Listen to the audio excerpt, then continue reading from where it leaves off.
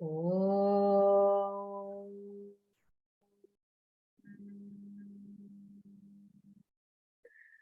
Om.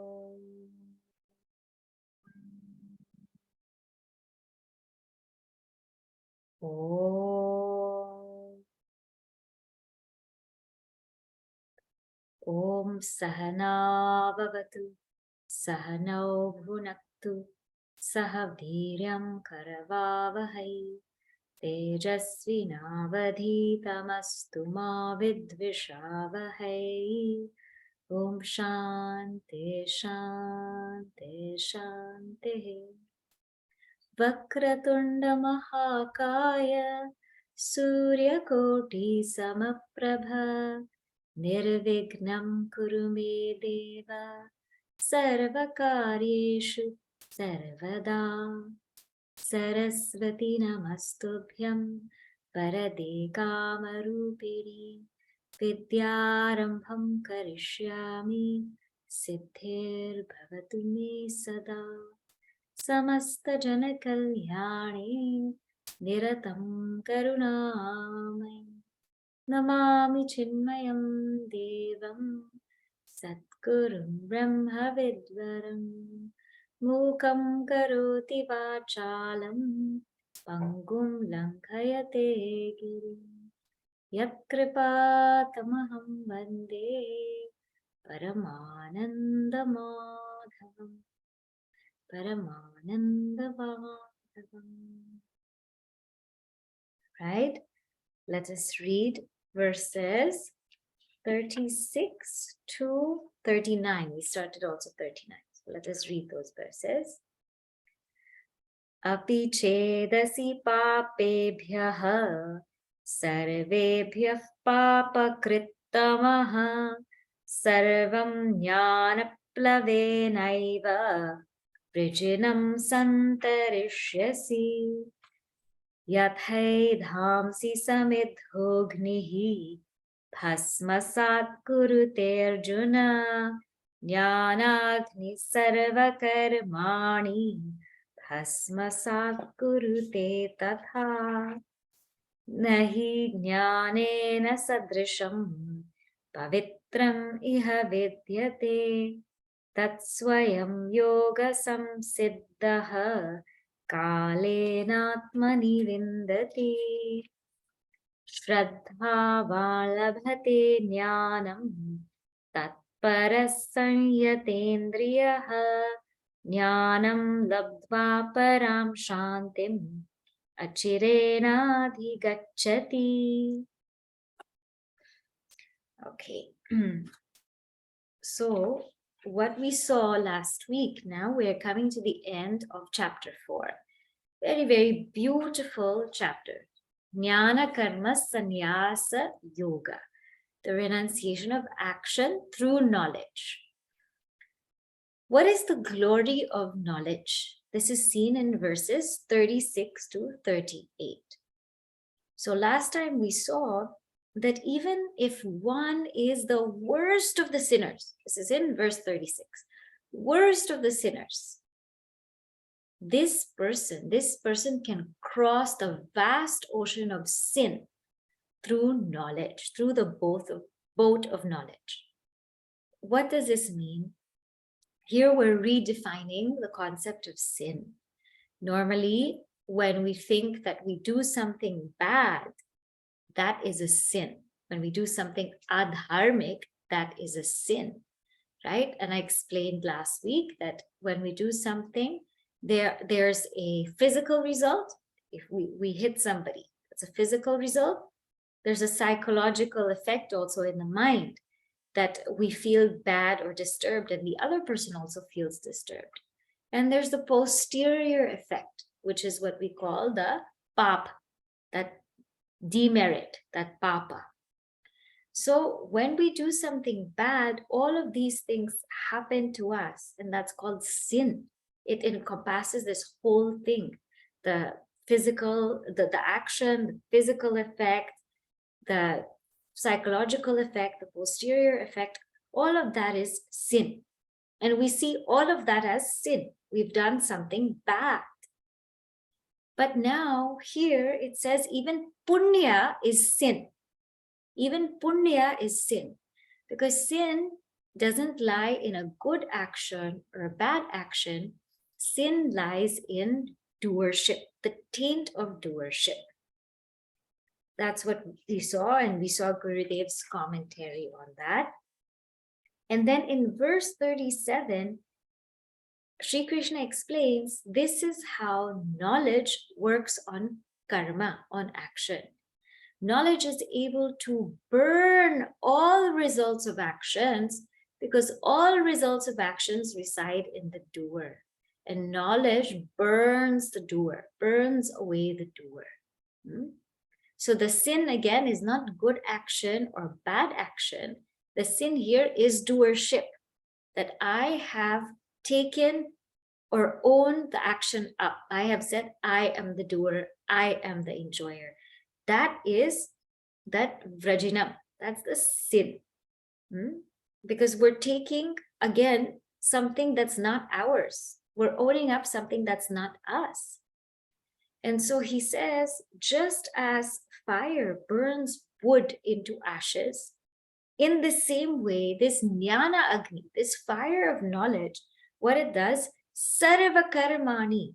So we talked about the different kinds of karma before. Sanchita karma, the past karma, then agami karma, the future karma, prarabdha karma, the present karma.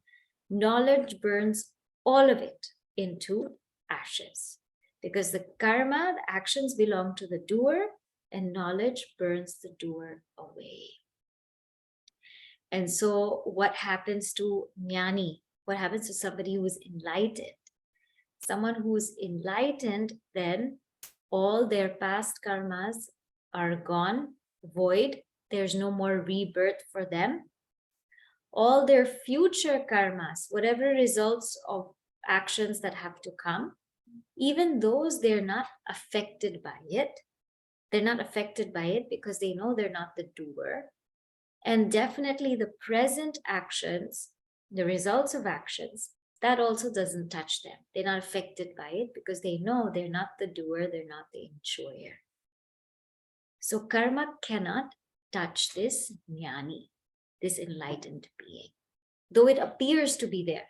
You know, we see in enlightened beings, even them, how come they're getting sick? How come their body is going through so much disease? Sometimes they have some physical disease, sometimes they have some mental disease, sometimes so many things around them are going wrong. How is that possible? That's possible because that's the law of karma. But don't think for a moment that that jnani is affected by it. The jnani is above and beyond the law of karma. What's not surprising, it's not surprising that they're getting disease or all of these kinds of negative things around them. It happens because of karma. What's really surprising is, in the midst of all of that, their mind lives in God. That is what's really, really surprising.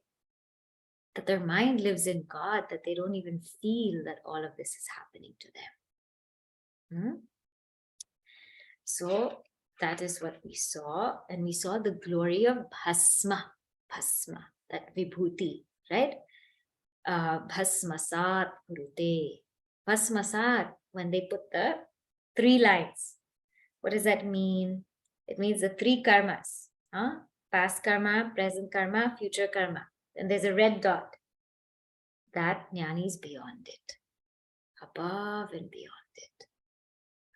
Bhasmasat kurute.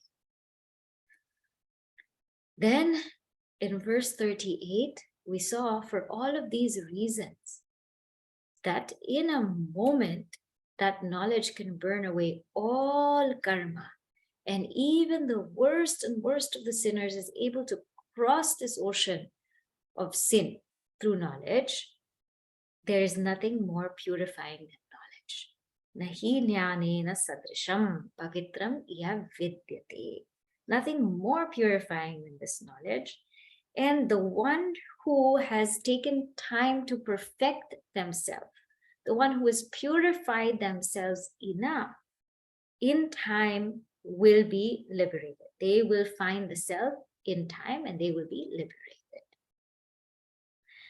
Now, we started verse 39 last time. So this is from where we will continue. I want now to get this knowledge. You have given me such a thirst for this knowledge that all the karmas will be burned. Now I want this knowledge. Karma cannot be burnt by going through it again and again and again in the cycle. It's an unending cycle. It's an unending cycle. The only way to, go above, the only way is to go above and beyond the law of karma. We cannot keep, there's no such thing as I'm going to purify my mind so much that I'll only get good karma. There's no such thing. That I'll purify my world so much, I'll do my dharma, I'll live such a good life, I'll do all of this, so I'll only get good karma. Something will still be there. So the only way to get over karma is to go above and beyond karma, above and beyond the law of karma. So now how do I do that? How do I slowly make my way there? So Adi Shankaracharya ji says, although knowledge is supreme, one must be qualified to gain that knowledge. And it takes these three things. Shraddha, Tatparaha, and Samyatendriyaha, on verse 39. So he said, before I gave you what is Bahiranga Sadhana. Sri Krishna gave us Bahiranga Sadhana, which means Tadvidhi Pranipatena Pariprashnena Sevaya. Means you bow down with humility, right? Approach a teacher with humility. Pranipatena, Pariprashnena, you inquire from the teacher. And Sevaya, we tune with the teacher, we serve the teacher. This is called external sadhana. This is also necessary, and this is external sadhana. But what's also very, very important is internal sadhana. It's not more important, it's internal sadhana. While I do this, what should my internal attitude be? Shraddha, faith. Now, what does this word faith mean? Very beautifully, it's defined in Viveka Chudamani by Adi Shankaracharya ji. It says, Shastrasya Guru Vakyasya Satya Buddhyavadharana Sa Shraddha Katitha Sadvihi Yaya Vastu Palabhyate. What is this Shraddha? Shastrasya Guru Vakyasya. In Shastra and in the Guru. See, in life, our journey starts with faith. When we are ignorant of something, the journey is from ignorance to knowledge. Now, how do we gain knowledge from ignorance? There must be this buddhi, this thought that something is there. Something is there. Now, this isn't in any field, not just in Vedanta. There must be thought that, okay, there is something here, so let me see what it is. So the first step is in Guru, in Shastra, in our scriptures, come with an open mind. Come to it with an open mind and say, now, the fact is, so many of our masters have had these great realizations. Now, maybe we've never met anybody who has this great realization. Okay, fine. But if we read their books, if we listen to their talks, we can see that they have attained a state of enlightenment, a state of bliss. Now, so something must be there. Something must be there. Now, what could that be? So you start with that, with Guru and Shastra. And then it says, Satya Buddhyavadharana, means that it's a working kind of faith. Nobody is asking us to have blind faith in Hinduism. Nobody is saying you go and you just believe everything we say and you just listen to everything and you do whatever I tell you. Nobody is saying that. It's avadharana. Avadharana means the student should question and should inquire. And definitely the student should understand. That avadharana means understand with certainty. So this spirit of questioning, the spirit of inquiry is done with lots of respect. Lots of respect and lots of consideration also that, this is a scripture reading which, reflecting upon, many have been enlightened. And there are enlightened beings who are living that way. So the defect maybe of my short-sightedness is in me. The Upanishads are there, the great masters are there. I'm not getting it. I'm not understanding it. I'm not quite comprehending it. Maybe there's something there in me that I need to work on. What is that? So it is that kind of faith that slowly we're working on it. And until when do we work on this faith? Work on faith until it becomes a fact, right? This in the beginning, we are having faith that there is something called Atma. There is something called Atma that is beyond the 5 sheets, that is different from the 3 bodies, the witness of all 3 states. We have faith. But when we realize it, we don't need faith anymore. We know there is something called Atma because we've seen it, we've understood it, we've realized it. So faith is needed only until it becomes a fact. After it's a fact, you don't need to have faith, right? That this book is green is a fact for me. I don't need faith. So when something is a fact, we don't need faith. But until it becomes a fact, have that working faith and hold on to it. Just hold on to it. And then he says, why is it necessary to have this shraddha or faith? Yaya vastu palabhyate. Because when we have faith, we put forth effort. This is also seen in our regular day-to-day life.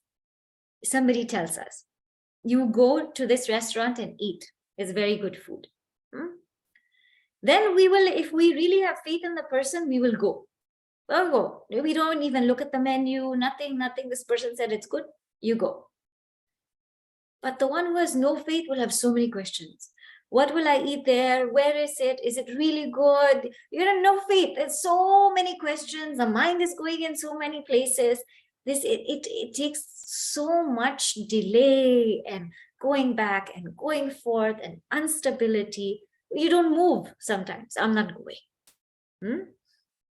Another simple example. A doctor. Everybody knows now. With a doctor, if you have faith, you take the medicine. The doctor will say, okay, now this is what's happening to your body, and therefore you take this medicine, you have this diet, and you stay away from these things, and you will be well. Now, if we have faith in the doctor, what happens? Everything we do, we follow the diet, we take the medicine, we try and stay away from whatever they tell us, and slowly, hopefully we get well. But if there's no faith in the doctor, no effort. We go to the doctor said this, everything they said, we do the opposite, right?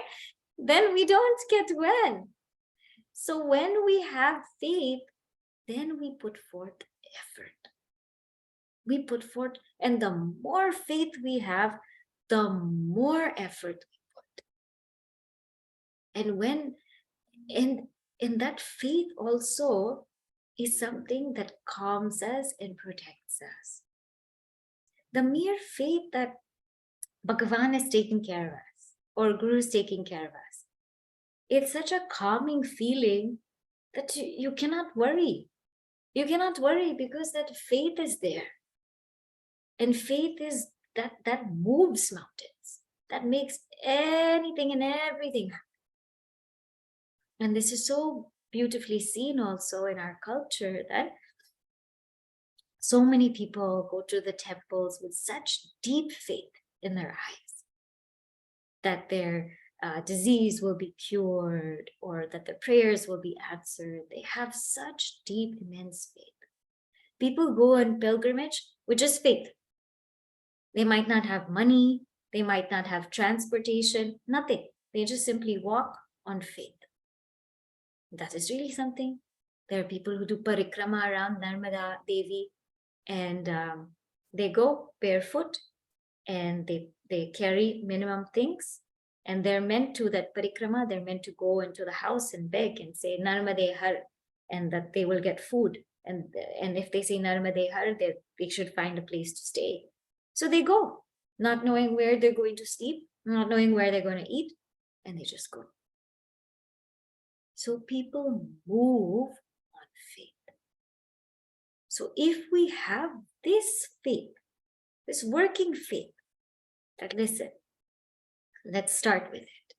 Let's start with it. I'll hold on to it, hold on to it, hold on to it until I see it for myself, until it becomes a fact for me, when, here and now.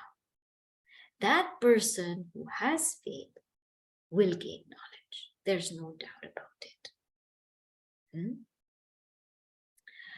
But now Adi Shankaracharya ji says, a person might have faith, but they also must be tatparaha. Tatparaha means tat eva paraha. They must have devotion. That alone is supreme. So I have faith, but unless I put it to work, unless I actually use it to walk and say, yes, this goal alone is supreme. This is what life is about. There's nothing more to it. Unless one has that utmost devotion, then one will not walk or move quickly. One will take their own time. I have faith, but I also have so many other things to do. I have faith, but I don't know if this is for me right now. I have faith, but I'm just not sure how to do this, what to do. If this is for me, I have faith in it, but I don't know if this is for me. So tat eva paraha means I have faith and I know this is the goal and I know this is the only goal and I will walk it. That's it. So shraddhavan and tatparaha and samyatendriyaha. Now one can have faith, can have devotion, but highly indisciplined. Very, very indisciplined, not able to control their senses and manage their mind. It's like a pot with leaky holes. All of their energy gets dissipated in all kinds of directions. And Gurudev very beautifully says in Self-Unfoldment, either it's going through regrets of the past, anxieties of the future, excitement in the present, the mind is just going everywhere, everywhere, everywhere. One is not able to tame their mind and walk. Then this person cannot gain knowledge. So one has to have all three. One has to have faith, one has to have devotion, and that control of senses and the mind. And this is what we call antaranga sadhana, the inner sadhana. So outer sadhana we saw, that is in verse Tadvidhi Pranipatena. I think it's 34. Yeah, that is in verse 34. Then this inner sadhana now is verse 39. So these two are the means to knowledge. Then one might ask, now, but why should I develop all of these qualities? Why? Why should I work on myself? Why should I develop all these qualities? Jnanam labdva. Having gained this knowledge, param shantim adhikachati. One gains that supreme peace. That supreme peace. Yo ve bhuma tat sukham. That supreme peace, what is that peace like? The peace of no more want. Gurudev writes so beautifully that we're always seeking peace and happiness outside and going outside to do all kinds of things. And we're never content. No matter what we do, we're never content. This param shanti means contentment, fulfillment, purnata. That's why we say Purnamada, means I am complete. Param Shantim, I am complete. For what do I need to run around here and there? I am already complete, and let me revel in that. Let me revel in that completeness. That is what is gained with this knowledge, completeness. And how long does it take? Achirena, not long. Once knowledge is gained to the qualified one, they attain supreme peace immediately. Immediately, there is that completion. So now you contrast these two things, okay? In verse number 38, it said, Kalenatmani vindati. Means it said it'll take time. So in verse 38, what it's saying is, preparation will take time. Preparation to develop these qualities, yes, it will take time because it requires us to work on ourselves, to work with our minds. But having done so, then gaining that knowledge is achirena. It's almost immediate. One gains that knowledge and attains that supreme peace. And it starts with that faith, that shraddha. Now, Adi Shankaracharya, he very nice commentary he writes on the next verse. Sri Krishna says, now who are those people who won't get this knowledge? Now I told us who is the ones who will get this knowledge, those who follow the outer sadhana and the inner sadhana. Who will not get this knowledge? Here in verse 40, he tells us, let us read. Agnyascha shraddadhanascha. Ajñascha shraddhadanascha. Samshayatma vinashyati. Samshayatma vinashyati. Nayam lokosti na paraha. Nayam lokosti na paraha. Na sukham samshayatmanaha. Na sukham samshayatmanaha. Agnyascha shraddadhanascha. Samshayatma vinashyati. Nayam lokosti na paraha. Na sukham samshayatmanaha. So here, what does it say? Agnya. Agnya means the ignorant ones. Cha. And ashraddadhanaha.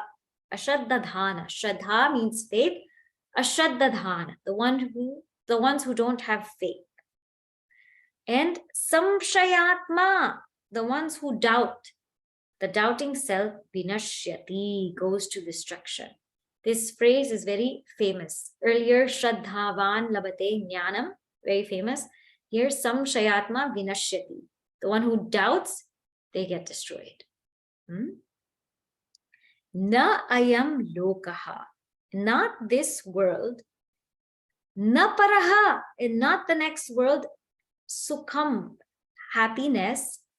Asti. There is no happiness in this world or in the next world for whom samshayat manaha, for the doubting self. So the ignorant, the faithless, the doubting self goes to destruction. There is neither this world nor the other, nor happiness for the doubter. So here, what happens? Type 1, person who is ignorant. Now it goes from bad to worse to worst. The worst is the doubt one, the ones who doubt. So first is the ones who are ignorant. Now we all were in this category, or we're partly in this category, or Agnya means the ones who don't know the self, right?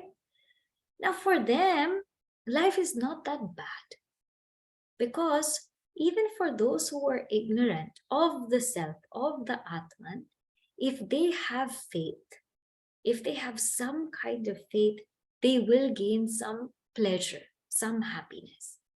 So they may be ignorant of Atman, of the self. They may be ignorant of the inner meaning of the Shastra. They may be even ignorant of worldly vyavahara, worldly transaction, worldly life. Or they might even be literate. But because they have some kind of faith, they possess some kind of faith in the higher, what happens is even if they don't have happiness here, there's a possibility for future happiness. And this we can see in the life of Kalidasa, right? Kalidasa, he was feeling very, very uneasy with himself because he was not literate and his wife was very, very wise. And so he went and he prayed to Devi. He went and he prayed to Devi, and then she blessed him and he became very, very wise. So for the one who's Agniyaha, ignorant, there is still hope. There's still hope because if they have faith in the Supreme, if they have faith in the higher, they can gain that happiness. Yeah? Maybe not here, maybe not right now, but after some time, they can get that happiness. What about the ones who are ashraddadhana, the ones who don't have faith? Their condition is a little bit worse. Because they don't have faith in the higher. They don't have faith in anything. All they're doing is just denouncing everything. I don't have faith in this. I don't believe in this. But they still experience happiness. How? They don't have faith in the higher worlds. They don't have faith in moksha, that we will be one with Atman. They might not even have faith that there is something beyond the body. This is it. This is all there is. So their attitude is, just live life here now to the fullest. Do whatever it is. Do whatever it is. Live life however you want it, because there's nothing after this. There's no afterlife. There is no heaven. There's no hell. There is no moksha. There is no God. So just party and live life. So what they're experiencing is some pleasure here, but definitely no pleasure afterward, in the afterlife. No pleasure afterlife. But definitely here, some pleasure they're experiencing. So, ashraddadhana. So, agniyaha, the ignorant ones, maybe they'll have some pleasure in the future. The ones without faith, they'll have some pleasure, material pleasure, of course, here. But this samshayatma, the ones who doubt, they have no pleasure at all. Now, what are these doubtful ones? Now, we're not talking about the ones who are inquiring. This is very different. In Vedanta, we are encouraged to inquire, to ask questions. But how? We're required to ask questions after having understood our doubt clearly. So first we understand our doubt clearly, then we formulate it into a question, and we question with that respect and reverence, and we seek to get an answer. And all of that is completely okay.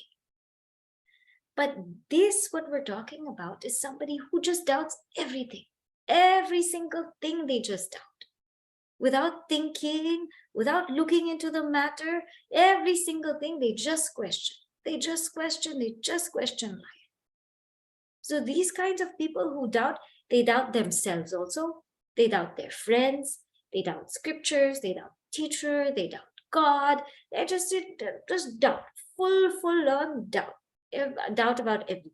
And they'll keep questioning for no random reason, to test, to see what's there. And these ones, they cannot enjoy life here or hereafter, because they're always like swinging. Doubt is dvikoti, means they're swinging between two things. So when they're trying to enjoy material life, they're thinking, is there something there? Is there something more to this? I can't seem to enjoy life because I feel like there's something more. And then when they sit in Pravachana or in Vedanta class, I don't think this is it. I think I should go enjoy life. I think I should have gone out with my friends. So when they're out with their friends, when they're out in the world, they're thinking, this cannot be. I think there must be something in life, something else. And then when they're sitting or when they're at the temple, when they're reading something, they're like, no, I should just be out. I should just be out and about. So they cannot enjoy here. They cannot even enjoy there. Anywhere you put them, they're always doubting. There is no sukha with a person who's constantly doubting. See, in life, inevitably, we have to put some trust in all fields. There are people, they will employ a cook, but the whole time they will sit on top of the head of the cook and watch everything the cook is doing and how they're chopping and how they're cooking and how they're making. But you have to leave them for a while with some semblance of trust. There's some people, they employ a driver and then they will say, why didn't you take this left turn? Why did you take the right turn? Why didn't you go straight? Why did you not turn around? Or you might as well do the whole thing yourself then. Or some people, they will watch their children on the phone the whole day long. Where did my child go now? And where did the child go after? And what time is the child doing? Arre, these are some shayatma that they don't enjoy life because the whole time they're doubting. Is something happening? Whole time they're in doubt. So some shayatma vinashyati. You cannot have fun. Somebody who has a lot of doubts just cannot have fun. I tell you, in the Himalayas, if you go and you sit on the bus, and there's this much road, and the bus is this much, and the way they drive, you have to have just absolute faith. Shraddhavan Himalayam Labhate. Because if there's 1 ounce of doubt, nobody will enjoy the ride. That's it. You're gone for a toss. So Sri Krishna says, Samshayatma vinashyati. So again, now here you will see the contrast. There's a contrast in verse 39. It says, Shraddhavan labhate jnana. The ones who have faith, they will gain knowledge. And then, but in verse 40, Samshayatma vinashyati. The ones who keep doubting, they will get destroyed. In verse 39, 3 inner qualities to move forward and to gain that knowledge. In verse 40, 3 inner qualities that will fail us, that will fail us getting that knowledge. So Sri Krishna has done such a beautiful job putting everything into perspective so that we can see clearly what to do on this path. Now, he is going to now conclude this chapter with the 2 concluding verses. So let us see this now. Verse number 41. Yoga sanyasta karmanam. Yoga sanyasta karmanam. Jnana sanchina samshayam. Jnana sanchinna samshayam. Atmavantam na karmani. Atmavantam na karmani. Nibadhnanti dhananjaya. Nibadhnanti dhananjaya. Yoga sanyasta karmanam. Jnana sanchina samshayam. Atmavantam na karmani.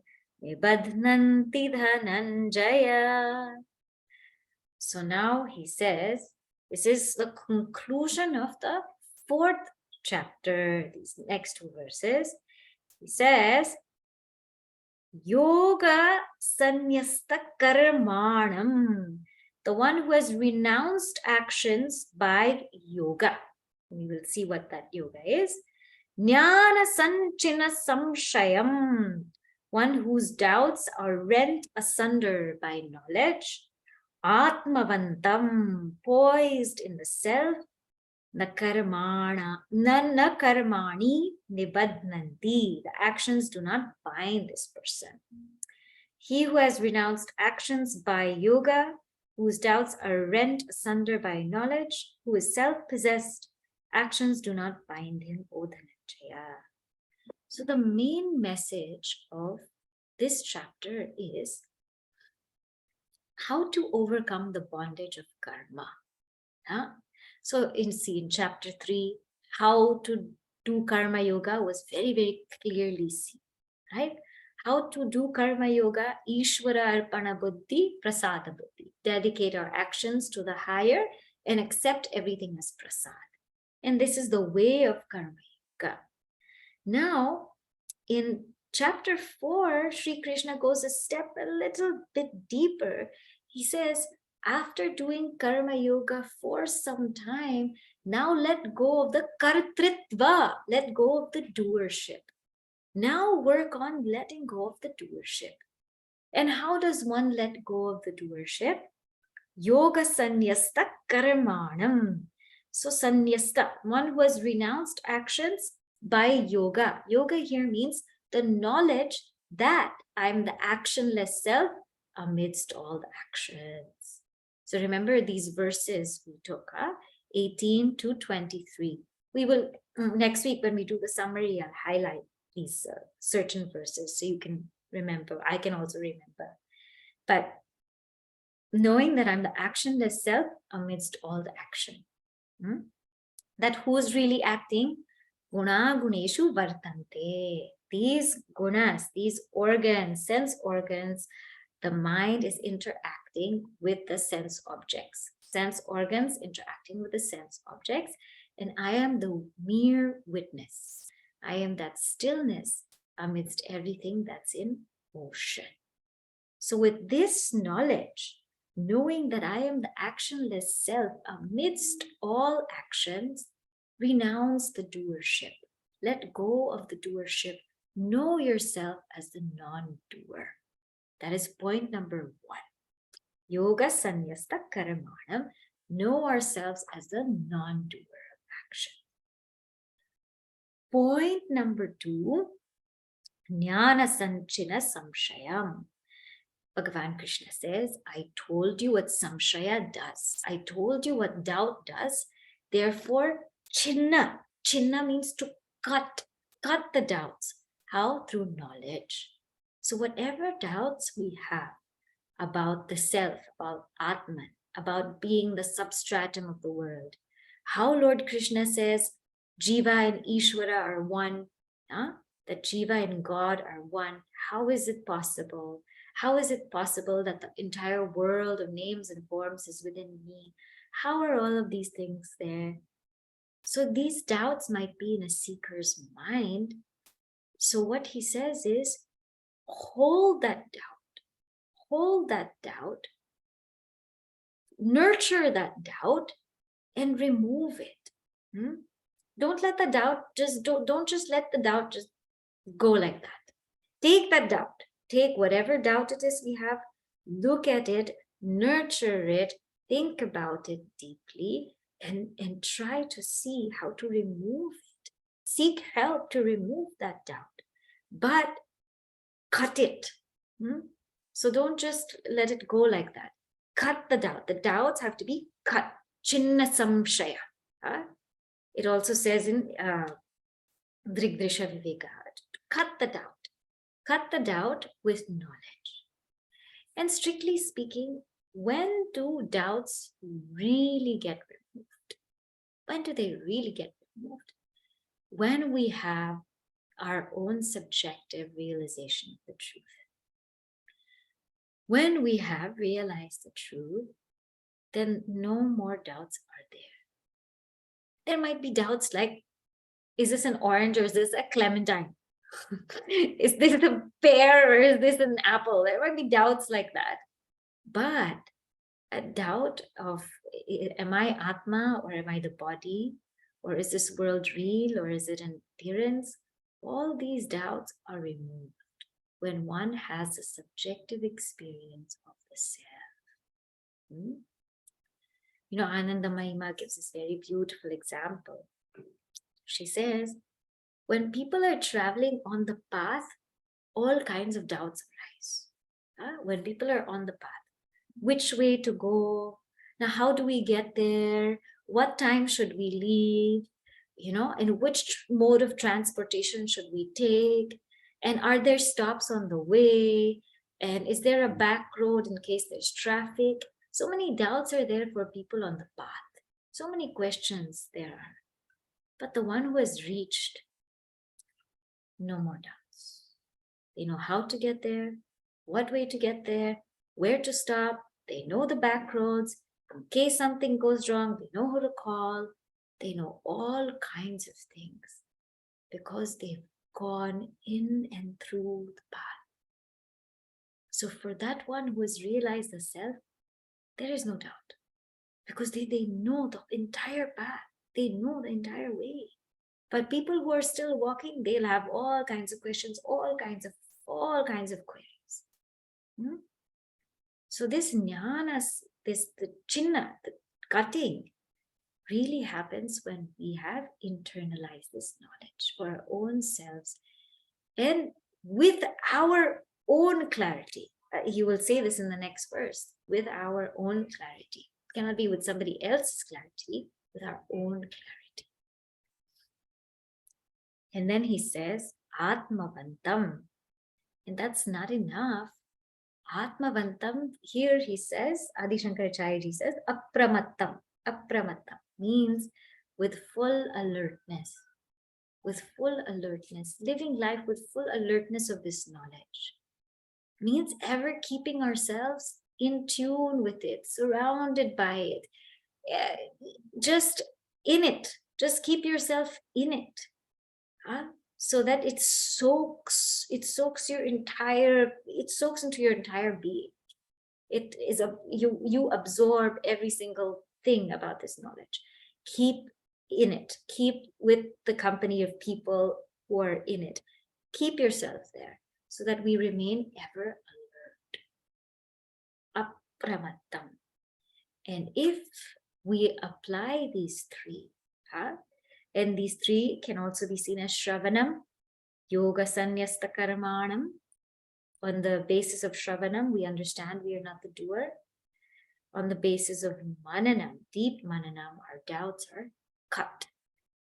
And on the basis of Nididhyasana, we surround ourselves with this knowledge and with the people who are soaked in it and showered and bathed in it. Then definitely Dhananjaya, the one who's won wealth, Karmani, these karmas, Nanibadnanti, they will not bind this being. So this is the message of the 4th chapter. Now, but Lord Krishna has one more verse. Why? Because now he says, Arjuna, now I've told you all of these things. Now this is how you must live your life. So here, Sri Krishna is saying, Arjuna, I have given you where the goal is. This is where you are. So right here, right now, this is what you must do. And this is verse number 42. Tasmadajnana sambhutam. Tasmadajnana sambhutam. Hritstam jnanasinatmanaha. Hritsam jnanasinatmanaha. Chitvainam samshayam yogam. Chitvainam samshayam yogam. Atishtottishta bharata. Atishtottishta bharata. Tasmadajnana sambhutam. Hritstam jnanasinatmanaha. Chitvainam samshayam yogam. Atishtottishta bharata. He says, Tasmat. Now therefore, Tasmat. Ajnana sambhutam. That which is born of ignorance. Hritstam. Residing in the heart. What is this? Samshayam. This doubt. This doubt which is residing in the heart, born of ignorance. Chitva, Swadhyaya means having cut this doubt. How? Jnana sinatmanaha, with your own asi. Atmanaha, with your asi, sword of jnana, with your own sword of knowledge. Then atishta, atishta, take refuge in this knowledge. Uttishta, and rise, O Bharata. Therefore, with the sword of knowledge, cut asunder the doubt of the self born of ignorance, residing in your heart, and take refuge in yoga. Arise, O Bharata. So, therefore, Arjuna, now Shri Krishna is saying, I've explained this whole entire yoga to you. That yoga of renouncing actions through knowledge. Everything I've explained. Now, what do you need to do? What do we need to do? That's samshaya. Whatever doubt is still there, any doubts that are remaining, where are they? Hritstam. Hritstam here means in the intellect. They are in the intellect. Ajnana sambhutam. They are born of ignorance or aviveka. We're not able to clearly distinguish. We're not able to clearly know. So therefore, this doubt is there. Dvikoti jnana. It's swinging back and forth. So if there are any lingering doubts about anything that I've said, Shri Krishna says, chitva, cut them. As I said, no, we have to uproot them. Doubts, take them, face them, look at them, and then clarify. That's the best way for doubts. Otherwise, we will be in doubt forever. Have you ever been in doubt for a long time with one or two things? It is very, very uneasy. It's very, but when one gets clarity about a doubt, it's such a wonderful feeling. So, cut it. And he says, with your own sword of knowledge. This Atmana is very important because Adi Shankaracharya ji says, nobody can solve the doubt for you. The teacher, the scriptures can give us so much logic, so much explanation. But only we can solve our own doubts. So with our own sword, we have to cut that doubt. Jnana asi. And after that, now what do we do? What does Arjuna do?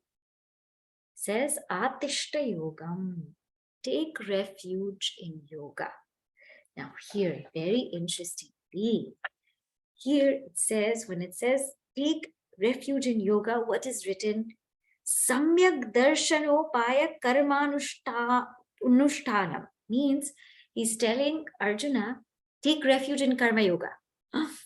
I just we're thinking Sri Krishna just explained the whole science of removing doership. But now Sri Krishna is telling Arjuna, first take refuge in karma yoga. Ground yourself in karma yoga, and then slowly come to jnana yoga. So first atishta, ground oneself in karma yoga, and then come to jnana yoga.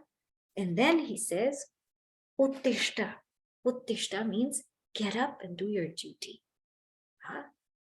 Don't think that, oh, I'm the non-doer, I am Atma, and I am free from everything. I'm just going to sit here. Shri Krishna says, uttishta, get up. Get up, oh Bharata, because you are Bharata. And Bharata means the one who is from the land of Bharat. And the most beautiful thing about the land of Bharat is everyone's centered on duties and not rights. So, whatever it is, wherever we are, there is no escape from our duty. Uttishta means get up. No matter what, get up, do our duties, go on with our day-to-day lives, because that is our dharma. But atishta, ever take refuge in this knowledge throughout our dharma, throughout our daily life, throughout our daily living. So every day must be uttishta and atishta. And this is how we can live the way of life that Mother Gita tells us. Thus concludes a very, very beautiful fourth chapter of the Bhagavad Gita. We will chant the last few verses. I will chant, then you can repeat after me. Om Tat Saditi. Om Tat Saditi. Srimad Bhagavad Gita Su. Srimad Bhagavad Gita Su. Upanishatsu. Upanishatsu. Brahma Vidyayam. Brahma Vidyayam. Yoga Shastre. Yoga Shastre. Shri Krishna Arjuna Samvade. Sri Krishna Arjuna Samvade. Jnana Karma Sannyasa Yogaha. Jnana Karma Sannyasa Yogaha. Nama Nama Chaturtho Adhyayaha. Chaturthodhyayaha. So, thus, in the Upanishads of the glorious Bhagavad Gita, in the science of the eternal, in the scripture of yoga, in the dialogue between Sri Krishna and Arjuna, the fourth discourse ends, entitled Yoga of Renunciation of Action in Knowledge. Atishta. Atishta means take refuge. Take refuge. Atishta. Atishta, take refuge in yoga. Take refuge in karma yoga, jnana yoga, and taking refuge, holding this, uttishta, get up and do your duties. So, very, very beautiful. With Bhagavan's grace, Puja Gurudev's blessings, we have concluded this chapter. Let us read the first verse as a symbol that we will keep reflecting on this chapter. So we can read this together. Shri Bhagavan Vacha Imam Vivasvate Yogam Proktavanaham Avyayam Vivasvan Manave Praha Manurikshvaka Vebravi. Next week, we will do the summary of the fourth chapter. And then the week after, we will start the fifth chapter. So if anybody wants to join, any of your friends, you can tell them that in 2 weeks' time, we will start chapter 5. Now, I will just say the closing prayer, and then I'll make an announcement about Shivaratri after. Yeah.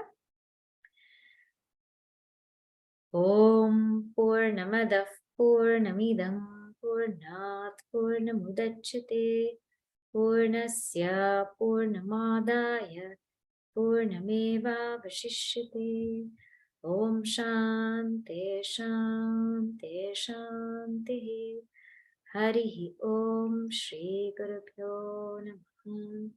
Harihi Om. Okay. So